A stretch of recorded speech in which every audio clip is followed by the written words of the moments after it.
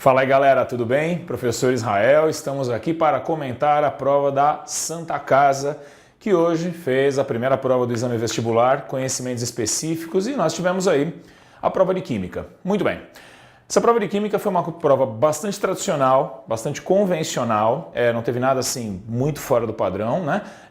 75% da prova foi de Físico-Química, tivemos uma questão de orgânica, bem característica de orgânica mesmo, né? Mas foi uma prova bem padrão, é o padrão que costuma ser as provas feitas pela VUNESP, né? Esse é o padrão que costuma ser observado nas provas feitas pela VUNESP. Vamos dar uma olhada então em questão por questão, porque são poucas, acho que vale a pena o comentário. A questão 9 da prova era a questão de química orgânica, que trabalhava com, no item A, conceito de isomeria espacial. Então, era necessário encontrar na molécula citada um carbono assimétrico, um carbono quiral, para poder afirmar ali, justificar a ocorrência de isomeria espacial óptica. E o item B, como se tratava lá de um éster na acetilcolina, pensando na hidrólise desse éster, mostrar a estrutura do ácido carboxílico e do álcool resultantes. Uma questão bastante tranquila essa daí, acredito eu.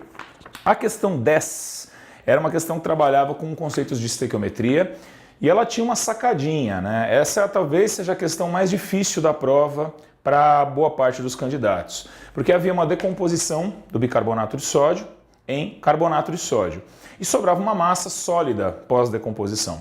Só que se o candidato não atentasse para o fato de que as impurezas eram resistentes ao aquecimento, elas não sairiam com o aquecimento, ele poderia acabar utilizando aquela massa de material sólido para fazer o cálculo da massa pura. E aí chegaria num resultado incorreto. O caminho correto era calcular pela quantidade dos gases formados, né? Diferencial de massa pelos gases. Então, quem teve essa sacada fez a questão numa boa, não é uma questão difícil, mas tinha essa sacadinha onde era necessário ter um pouquinho de cuidado, ok? Bom, a questão 11, uma questão extremamente legal, tradicional, comparação energética de combustíveis. Então no item A bastava escrever uma equação termoquímica, né, bem padrão, e no item B aquela velha questão, né? Se eu trocar um combustível por outro combustível, quanto do novo combustível eu preciso para equivaler ao primeiro?